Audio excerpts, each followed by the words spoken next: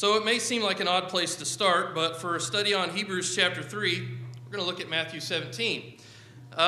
It was 6 days that after it had taken place in chapter 16, Jesus took with him Peter and James and John and his brother, and they went up to a high mountain. And you remember on that mountain, he was transfigured before them. There's really no way for Matthew to describe what that was like, except for he says that his face shone like the sun, and his clothes became white as light. And when this was happening, Moses and Elijah show up. They're talking with Jesus, and Peter sees what's going on, and he says to Jesus, Lord, it is good that we are here. If you wish, I'll make 3 tents, right? 3 tabernacles, if you will. One for you, one for Moses, one for Elijah, and we'll just kind of, worship all of you. And he was still speaking when, behold, a bright cloud overshadowed them, kind of interrupts Peter, and a voice from the cloud says, this is my beloved Son, with whom I am well pleased. Listen to him. There's Moses. There's Elijah, there's Jesus. God says, listen to Jesus. When the disciples heard this, they fell on their faces. They were terrified. But Jesus came and he touched them, saying, rise, have no fear. And when they lifted their eyes, look what verse 8 says. When they lifted their eyes, all they saw was Jesus. The only one they saw was Jesus. Jesus is it. It was only Jesus. It is only Jesus. He's plan A, he's plan B, he's plan C. There's no other plan. It's just Jesus. There's no other way. He's the way, the truth, and the life. There's no going back. There's no other options. And if the Hebrew readers could have only been here in Matthew chapter 17, they would understand what the writer of Hebrews is trying to say. That they would understand that Jesus is it. Jesus is it. Now, before we get to that, I'm curious a little bit about what you guys have been talking about. Appreciate John and Todd filling in for me. And so I just wonder, just a little bit, what did you learn from chapter 1 a couple weeks ago? Can you remember that far back? What stuck out in your mind in Hebrews chapter 1? The supremacy of Christ. He kind of lays the groundwork for everything that he's going to talk about in the book, in the letter. Anything else jump out at you in that study? Hebrews chapter 1. So he's not an angel, okay? Higher, more supreme than the angels, okay? Anything else from chapter 1? God speaks to us through him. So the first 4 verses, he really lays that groundwork. Rena? And not only does God speak through him, but the world was created through him. So Jesus is not a created being. He was there in creation. Great. Don't you like that? By the word of his power, he makes everything continue to work. He holds everything together in the universe. What about chapter 2? What stood out in chapter 2? So kind of the continuing theme in Hebrews chapter 2, higher than angels. What else? So Jesus is the basis of our salvation, whereas maybe some saw him as one option. He's trying to lay out the fact that he is it. He is the option, the basis of our salvation. What else? Hebrews chapter 2? Anything else stood out to you? God demands suffering for sin. God demands suffering for sin. Okay. And that Christ suffered for us. And so Christ did that for us. Very good. You contrasted how we were in control of everything, the start of creation. Because of the fall, we basically lost. The devil then became control of Christ, basically gets that control completely over even death. So man started with control. We lost that in the fall. Satan took over control, but Christ has the victory even over Satan. Okay? Brad, what did you say? He had to taste death. So sometimes we ask the question, why? We know Jesus had to come. We know he had to teach and do the miracles, but why did he have to die, right? What was the purpose of that? But he had to. He had to taste death. Right, so that he could conquer death. Great. Anything else? He had to be a man. That was part of it. His body had to come and he had to be a man. All of that had to happen just the way that it happened. Very good. Very good. To me, I kind of saw the big picture. You know, Jesus was there in the beginning. Jesus defeated Satan. Jesus brought on that sanctification for his people. I also really like the theme, and this is going to come up in chapter 3 as well, but that Jesus is God. You know, the Hebrew writer seems to really want to prove that, right? Jesus is God. Look again at verses 2 and 3 of chapter 1.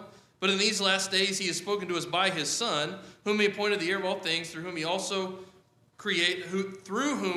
he created the world. Jesus is the radiance of the glory of God. Not only that, but the exact imprint of his nature. He is everything that God is in Jesus, and he upholds the universe by the word of his power. Verse 8 as well, I don't know if you brought this out in the study, but of the Son he says, God says, your throne, O God, is forever and ever. The scepter of righteousness is the scepter of your kingdom. Have you ever noticed that? God calls Jesus God. So Jesus is God by declaration of God himself. And then into chapter 2, verses 17 and 18. Therefore he had to be made like his brothers in every respect. So now he's comparing the fact that Jesus is God, but he also is like us. He had to become man. He was just like his brothers in every respect. He was like God in every respect, but he's also like a man in every respect, so that he might become merciful and a faithful high priest in the service of God to make propitiation for the sins of his people. And also, because he suffered when he is tempted, he's able to help those who are being tempted. So he had to become a man in order to help us as mankind, right? So great, kind of a big picture of who Jesus is.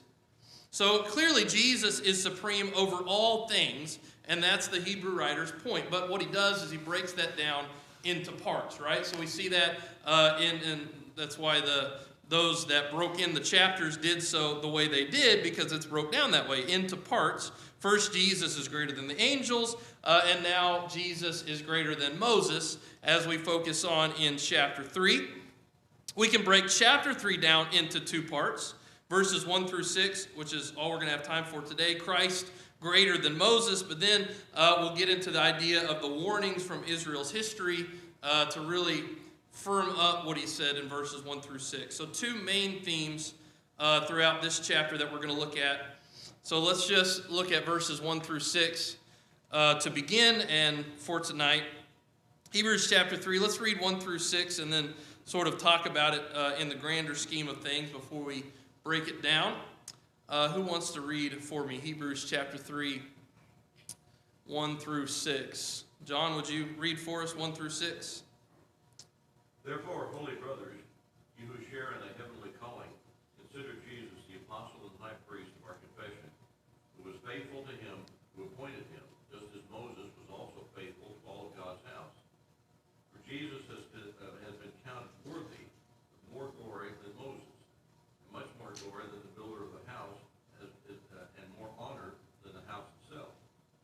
For every house is built by someone, but the builder of all things is God. Now Moses was faithful in all of God's house as a servant, to testify to the things that were spoken of later. But Christ is faithful over God's house as a son, and we are his house, if indeed we hold fast our confidence in our boasting and our hope.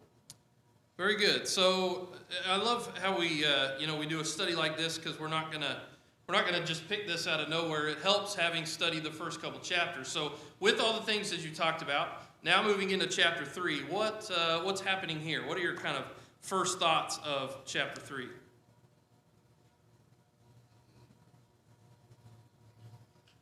What's he talking about? Verses 1 through 6. Go ahead, Todd. We don't think of Jesus as an apostle.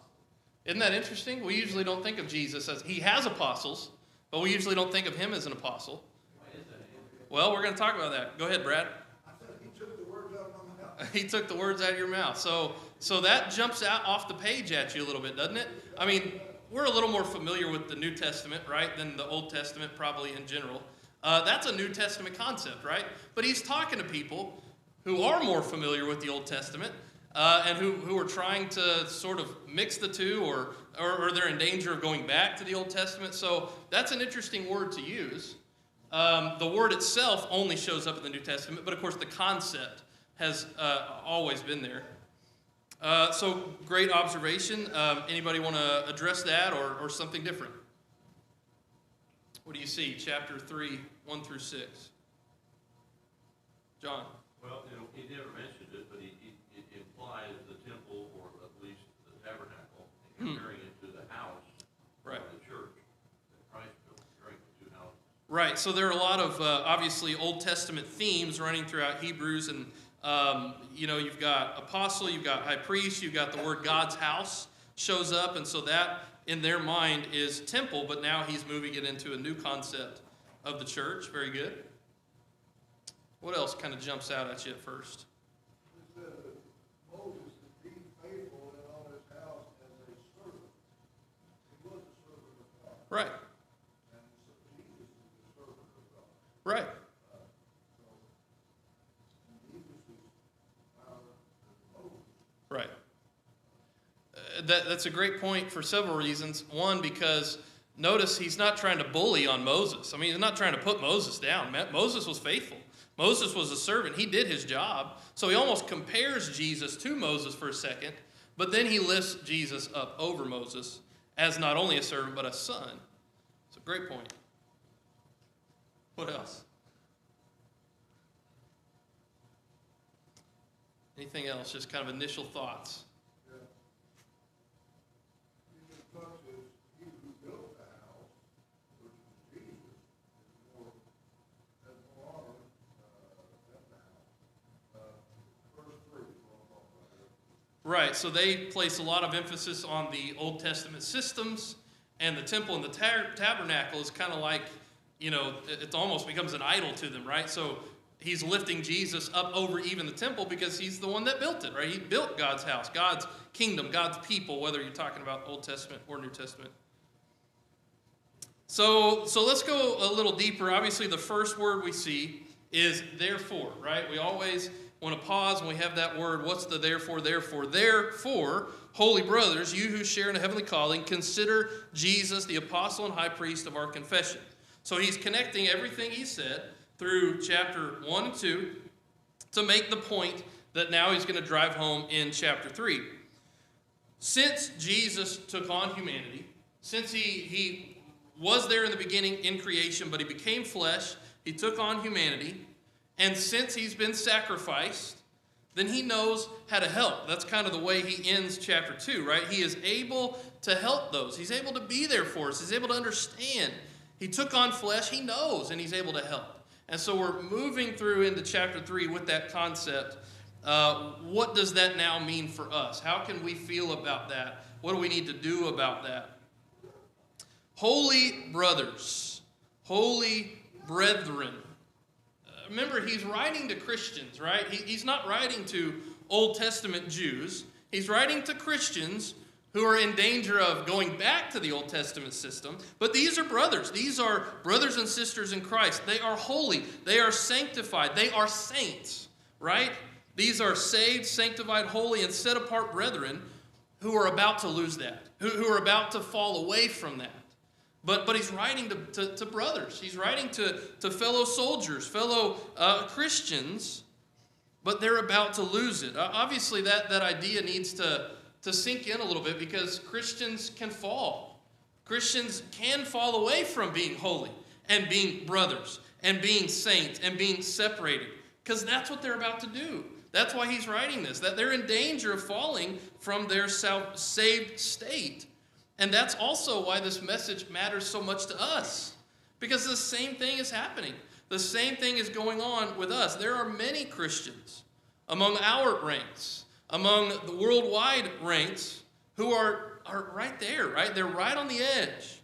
They're about to fall. Something's going on. Something's pulling them away. Something's dragging them down.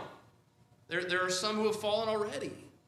There are some who have moved past the point of almost falling, and they've fallen. They're away.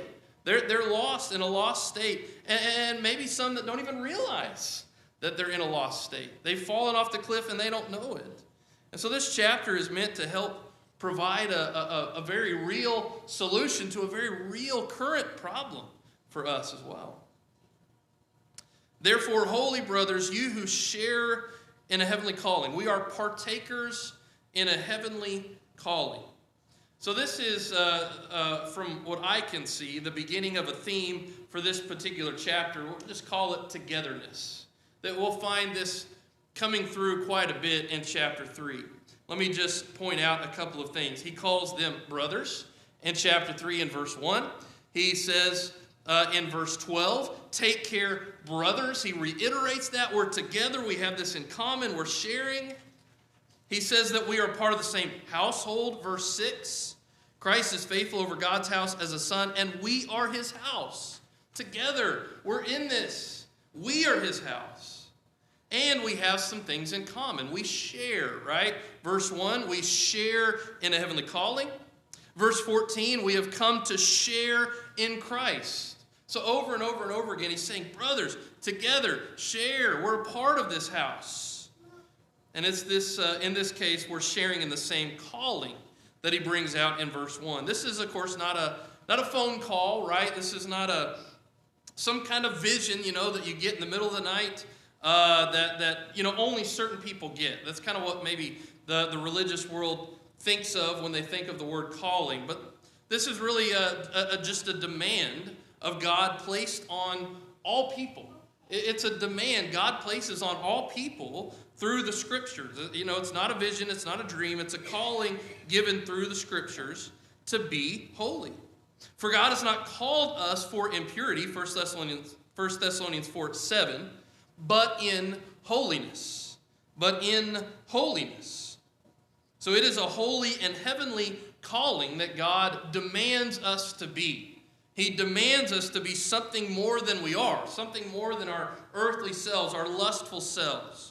To be what Jesus is, to be sons of God, to be children of God and brothers of Christ. And he'll highlight that a little bit later in the chapter as well. This is a call, by the way, which sets the whole system superior to that of Moses. The call itself is superior to that of the calling of the Israelites through Moses. And again, we need to see this as a call for us. We share just as the Hebrews shared in this heavenly calling.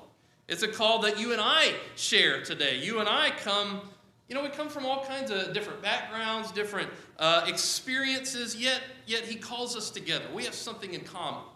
We have something more important in common than anything else we could have in common. We share in this expectation God places on us.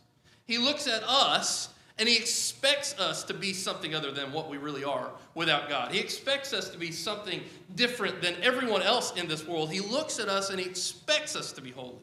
He calls us to be holy. He demands holiness. And we share in that. We're together in that. God places on us the idea that we must be holy. Yes, we are sinners, but you understand the New Testament never calls us that. You realize that. We are not sinners in the New Testament, not in God's eyes. We are saints. We are holy. And we share in that concept. We are supposed to drive and strive for that. And so what does that mean? Well, that means we ought to act like that, right? We ought to act holy, but also we ought to act like we're together. We ought to act like we share. We ought to act like we have that in common. We ought to act like we're together in this fight against Satan, as we talked about this morning, and that we have a strong relationship. Because that's what God has given us as a tool to be holy. That's why we need to talk to each other about our problems. That's why we need to confess our sins to one another, as James would call us to do. That's why we need to have, enough courage to approach a brother who's living in sin, because they're not living up to that calling, right? That's why the church must discipline its members, those who are not living in that holy calling. That's why we need to remind each other of what matters more than anything else, going to heaven, being righteous, being holy, because that is our calling. That is what matters. And we need to help each other remember that from time to time. Therefore, holy brothers, you who share in a heavenly calling, consider Jesus. Don't you love that? Consider Jesus. The word consider, of course, means to perceive, to understand, to contemplate, to discern, to have regard for, to think about, but to really give some time and thought. To really concentrate on, to learn thoroughly. Consider Jesus. The author wanted his readers to sincerely recognize, after all that he said in chapter 1 and 2, to recognize who Jesus is and how great he really is. So remember their problem, right? They're on the verge, or maybe already have gone back into Judaism. They're really in danger of kind of going back to that old system. So before you make that decision, before you go back and make that really bad decision, think about Jesus. Consider Jesus. Don't we need to do the same thing? Don't we need to put a little thought on Jesus? Before you leave Christianity for something else, consider Jesus. Yeah, it's such an important topic today as we're going through all this cultural stuff, all of this, everything outside of COVID, all the twists and turns of society. Consider the alternative. Yes. Reconsider. You make whatever decision you're going to make, but you think about Jesus first. You put some thought on Jesus. Before you take that drink, you consider Jesus. Before you go to that place that maybe you ought not go to, you consider Jesus. Before you spend time with that person that maybe you shouldn't, consider Jesus. Before you come out with that wrong attitude and you respond that way, you just consider Jesus. In the midst of all this stuff, all the world has to offer, all the world has to say, all those isms out there, just consider Jesus. Just think about him. Meditate on him. Really give him some thought, right? So the author especially wants his readers to think about two specific things about Jesus. Consider Jesus the apostle and high priest. The apostle and high priest. So this was brought up earlier. We need to spend some time on this, but let me ask you your thoughts. What does that mean? First of all, what is an apostle? Just sort of in general, what's an apostle? Someone who's been sent. Brad? An ambassador. Very good. Messenger. Very good. Some kind of authority, right? They didn't just come up with a message and the authority on their own. They've been given that. What else? What's an apostle? Representative of some kind? Right, so if you think about Jesus' apostles, not only did he give them that authority and that message, but they had specific powers that went along with that. And so that's often the case. We think of when they chose another apostle, they had a qualification that they had to walk with Jesus during his ministry. When Judas, had to be replaced, they had some qualifications. They had to be there with Jesus. And so the 12 apostles were not the only apostles in the Bible, but in that case, as a great example, they had a qualification to be with Jesus in order to be an apostle. What does it mean that Jesus is an apostle? How does he fit all those descriptions then? Is he not? Is he not a messenger? Obviously we think about his sacrifice, but before that he was a messenger, right? He brought the messenger of God, message of God. Obviously he was there the whole time. He was there, right? In the beginning, he knew the message better than anyone else. Why not send Jesus, right? Teacher? That's they often called him that. The teacher, right? Okay, what about high priest? What's a high priest? What comes to mind for the readers or for us with that word? So they are the ones who can go into that inner sanctum, the Holy of Holies. Todd? We think he has to be of the lineage of Levitical and Aaron specific. We think that, even though this is okay. Right, so typically we think there are qualifications for that too, right? Not just for the apostle, but for the high priest, you've got to be of the right bloodline. Okay? What else, high priest, comes to mind? Between man and God. So really, he's the mediator, right? He stands between man and God and plays that role like nobody else can, at least in the Old Testament system. The most holy. The Holy of Holies, he's the one that goes there and does that job when nobody else can. And he offers the sacrifice, right? He's the one that does that. He works with the blood, and he works with the animal, and he does the job that nobody else can do, and he gets dirty, right? So Jesus somehow plays both of these roles. Sam? The first thing pops out to me is that he's the leader of, in this case, the religion. Right. Often the high priest was the one looked to as the leader, right? They expected him to live a certain way and to teach a certain way, and throughout all the mistakes of Israel, sometimes you see that as well. They fall because their leaders fall and their priests are not holding up to the standards. So Jesus, he says, consider Jesus the apostle and high priest. So why is Jesus called these things? Well, notice, by the way, he's not just an apostle. There are lots of apostles in the Old Testament and the New Testament, but he's not just one of them. He is the apostle. This sort of summarizes, I don't know if you saw it or not, but that's sort of the summary of chapter 1 through 3. Look at that again, chapter 1 through 3. That's what he was saying. Long ago, at many times, in many ways, God spoke. God spoke to our fathers by the prophets, but in these last days, he has spoken to us by the apostle, by his Son, whom he appointed the heir of all things, through whom he also created the world, by the way. He is the radiance of the glory of God, the exact imprint of his nature, and he upholds the universe by the word of his power. After making purification for sins, he sat down at the right hand of the majesty on high. That all is talking about Jesus as apostle. So he's sort of summarizing, reiterating what he said back in chapter 1. Again, not just an apostle, like an angel would be an apostle, sort of a message bringer, but he's the superior message bringer over the prophets, over the way that God used to do it, verse 1, chapter 1, over the angels. So Jesus was the apostle sent from God. Isn't that what Jesus claimed also? I must preach the good news of the kingdom of God to the other towns as well, for I was sent for this purpose. Luke 4 and verse 43, we often think that Jesus was sent to die. Yes, but Jesus says he was sent to preach. He was sent to bring the message. And then Jesus is also high priest. Jesus was also high priest. Again, this is a summary of what we've seen before.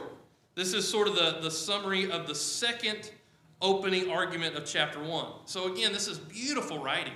The way he opens the argument with Jesus as an apostle, then he goes into Jesus as high priest in chapter 1, 4 through 18, and now he brings that up again, reiterating both of those, that Christ is superior in his humanity, and that he alone is the high priest now for propitiation of sin.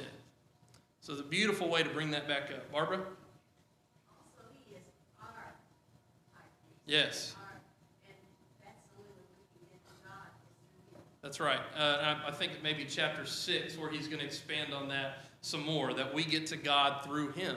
He's our mediator. He's our not only the message bringer, but now he stands as the one through whom we go to God. Of course, Jesus would say that as well. I'm the way, John 14:6. Okay, so Jesus is the apostle and high priest of what? Of our confession. Of our confession. So this is, of course, referring to the thing that we're all a part of, right? The thing that we admitted to a group of people that we wanted to be a part of. We confess. Yes, we believe that Jesus is the Son of God. Yes, I want to be a part of this system that Jesus built. I profess this religion. I said that I was committed to that. These readers need to be reminded, you said you were going to be with Jesus. You said you professed this religion. You said that was it for you. You said you were going to be in this to the end. You were dedicated. You were committed. You joined Christ. And he's reminding them that's what they signed up for, Jesus. A lot of people at the time of Jesus, they believed in Jesus. We read a lot about that. Matthew, Mark, Luke, and John. But how many of them actually confessed Jesus? It's a much smaller group, isn't it? Many people believe Jesus, but a lot of them didn't confess Jesus. I think of Nicodemus, right? He came to Jesus, but he did it at night, right? He wasn't willing to openly admit he wanted something to do with Jesus. And it says it like this in John 12:42. Nevertheless, even among the rulers, many believed in him, but because of the Pharisees, they did not confess him. lest they should be put out of the synagogue. A lot of people fell into that group. Believe in Jesus, but to actually confess him, that's a whole other thing. And doesn't that remind us of a very important thing? It's not enough to believe, is it? It's not enough just to believe all the things he talked about in chapter 1. Jesus is God. Jesus is superior to the angels. Jesus was there in the beginning. It's not enough just to believe in that. Amidst the society that doesn't believe in that, you've got to move past belief as a start and bring it into a confession. You've got to be willing to lay your life on the line, to say, yes, I'm in that. I'm dedicated to that. I believe that, to stand for that, to fight for that, to be persecuted for that. That's what it means to confess Jesus, to die for it if necessary. Now, the Hebrews hadn't gone that far, right? They hadn't quite, anybody in their group has not shed blood for the cause. But that's what happens when you confess. You've got to be willing to do so. So this is a group of people who have confessed Jesus. They were committed. They were Christians. They were willing to be persecuted for it. But now, where are they? I mean, they're about to give it up. They're about to just kind of throw all that away for what? For the old system? For the stuff that doesn't even work anymore? The writer says you've already confessed it. You've already said Jesus is Lord. You've already said he's your Savior. He's your King. You've already said that. Why give it all up? To go back to an inferior system that you were already a part of that didn't work. Why? So think about all that Jesus has done for you. Consider Jesus before you go back to the system of Moses. Now keep in mind, the writer is not picking on Moses, right? He's not simply talking about Moses. He's using Moses as a representation of all the Old Testament system is. So he's going to continue to break that down. You got the angels, you got Moses, you got Joshua, Aaron, all those that he's going to continue to use them as examples. But Moses and Aaron are great examples because guess what? They were the apostle and high priest of the Old Testament, right? Moses was the spokesman. Aaron was the high priest. He'll be considered in chapter 5. Jesus now takes place of both. And so what we find in chapter 3 is actually the thesis for the rest of the book. This is what he's going to continue to work off of, and so he's previewing that now, and he'll build onto that later. Therefore, holy brothers, you who share in a heavenly calling, consider Jesus, the apostle and high priest of our confession. Jesus, who was faithful to him, who appointed him, just as Moses also was faithful in all of God's house.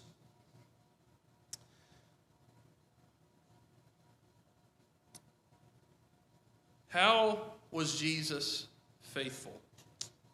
We're not going to even get through verse 6, I'm afraid, but we'll just do our best. How was Jesus faithful? What does he mean? Jesus was faithful. Faithful unto death. He took it all the way to the cross. Sacrifice. How was Jesus faithful? He prayed in Gethsemane, not my will, but thine. He was faithful in just doing what God said, right? Not my will, but thine. That's right. Submission. Submitted to God. So like verse 2, who was faithful to him who appointed him. Even though Jesus is all of what God is, he was still faithful to God because God appointed him to do this job. Any other thoughts on faithful? How was he faithful? It really comes down to 4 things. Jesus was faithful to God in the fact that he became a man. He emptied himself, according to Philippians 2, verses 5 through 7. Jesus was faithful in temptations. You think about not only Matthew 4, how he was tempted those 3 times, but he was continually tempted.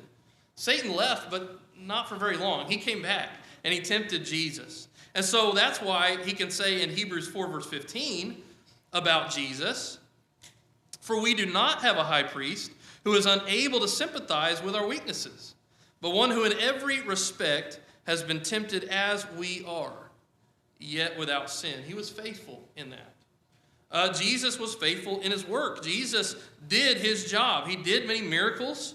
He did many things that could have brought fame and fortune to him, but he gave all the glory to God. I glorified you on earth, as he prays in John 17, having accomplished the work that you gave me to do, God. John 17:4.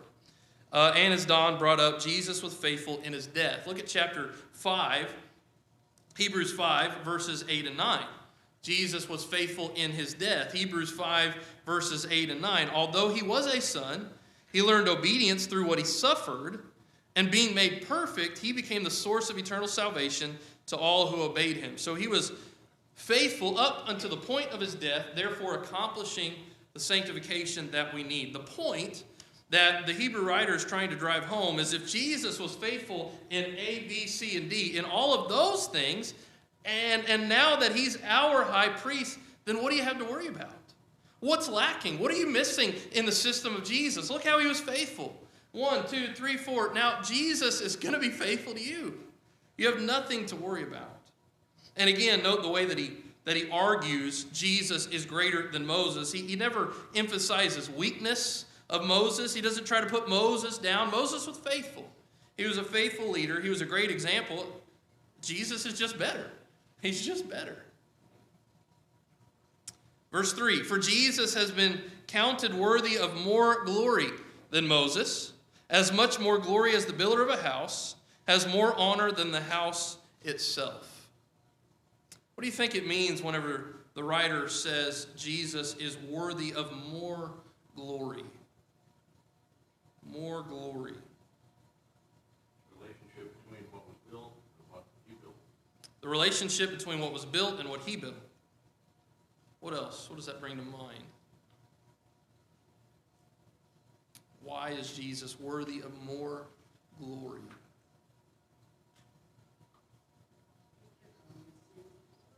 He took on the sins of the world, right?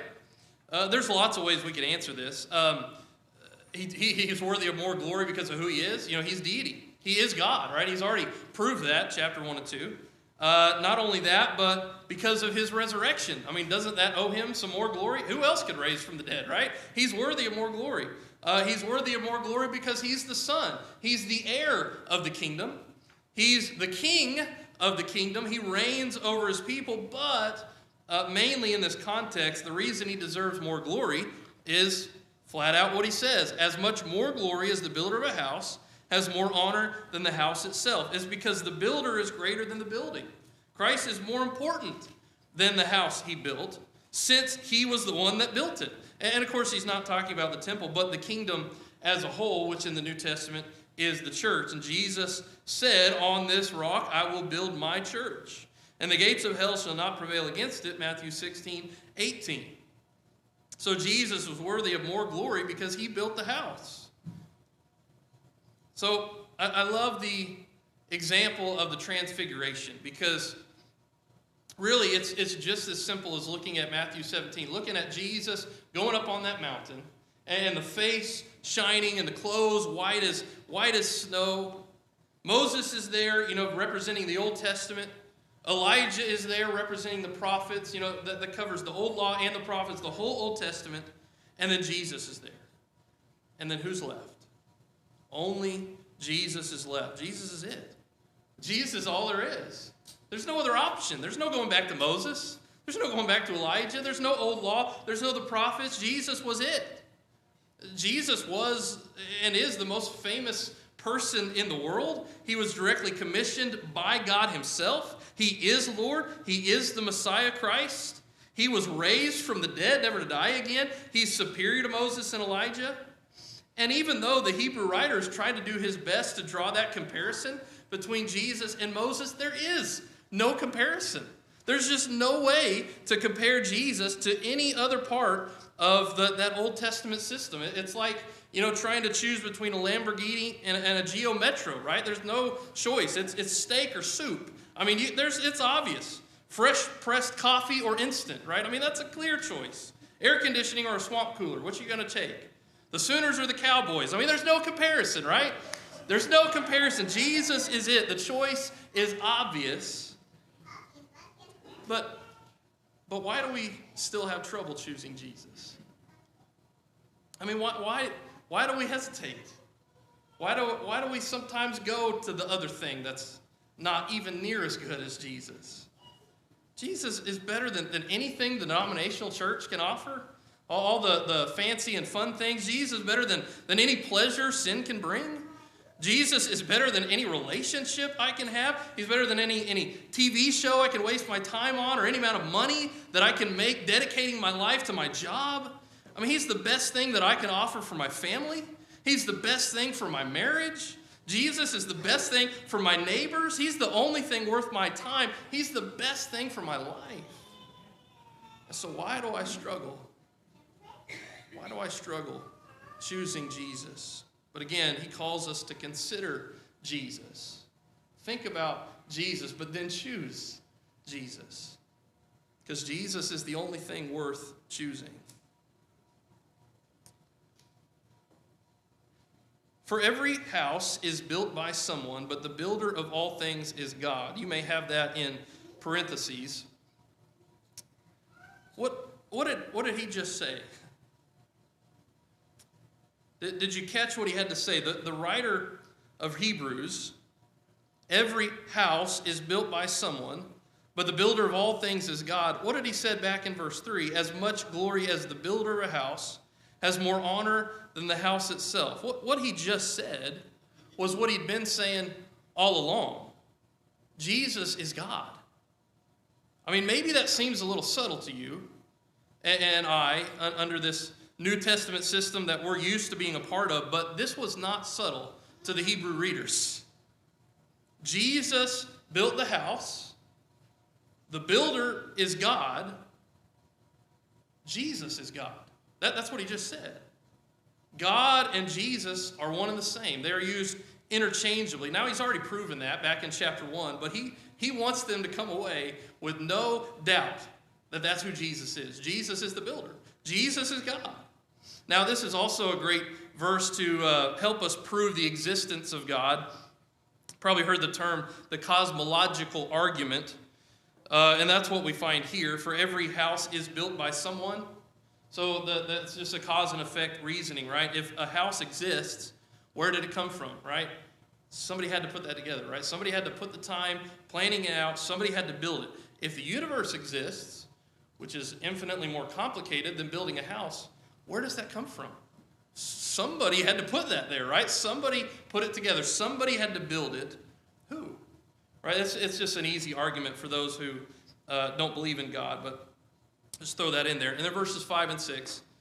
Verses 5 and 6. Now Moses was faithful in all God's house as a servant to testify to the things that were to be spoken later. But Christ is faithful over God's house as a son, and we are his house, if indeed we hold fast our confidence and our boasting in our hope. Johnson, commentator, writes, Moses was a waiting man, a servant, right, in the Lord's house, but Christ, the Son, is Lord over the house, his own church. That's what the writer's trying to drive home. So not only is Moses lower in rank, but by the way, Moses himself said that Jesus would be greater. And that's sort of part of the argument, is the writer's saying, just go back and listen to what Moses said. And you could read that later out of Deuteronomy 18. But Moses said there's going to come somebody better than me that you need to listen to. It's going to be worth infinitely more of your time than anything I could say. Moses points to Jesus. Jesus was going to be greater. And we are his house. Again, this concept of brothers, of sharing. Peter and Paul both used this illustration in their writings. And arguably, Paul probably wrote Hebrews. This is a common theme, that we are now a spiritual house. Old Testament is physical based, checklist kind of based, but now we're under a spiritual system, a spiritual house. The house of God is now the kingdom, the church, and guess what? We are all a part of it. We are all a part of it. The Hebrew writer wants them to know that, to be confident in that. And what a great message for us as well. We are a part of it if indeed we hold fast our confidence and our boasting in our hope. Not just anybody is in God's house, are they? Not every professing Christian is a part of God's house. Many, many people have not been added to the family, to the house. Many people have fallen away from the family, from the house. And so you are a part of the house only if you hold on. Only if you hold fast. There's a continual plea that the writer brings this up, this concept, hold on, hold fast, hang in there, hold firm. Chapter 3, chapter 6, chapter 10, we need to hear this message, brothers and sisters, and I'm glad that it's going to keep coming up because we need to hold on. We need to hold firm. I wanted to discuss more about that, but just think, how? What can we do to hold on? What can we do to help each other hold on? How can we encourage one another just to hang in there one more day, one more week, just a little bit longer? Jesus is coming soon. Just hold on. Whatever it is that you're going through, whatever it is that's causing you to struggle, that's causing you to stumble, would you just hold on? Hold on to your confidence. Hold on to your joy. Hold on to your salvation. Hold on to the hope of God. You're a brother. You're a sister. You're a part of this family. You're a part of the house of God. You share in a heavenly calling. We're all trying to be better. We're all trying to hold on. We're all trying to be holy. You have Jesus as your apostle. You have Jesus as your high priest, your high priest. You're a part of God's house. You're a part of God's family. Think about Jesus. Consider Jesus, and whatever it is, just hold on.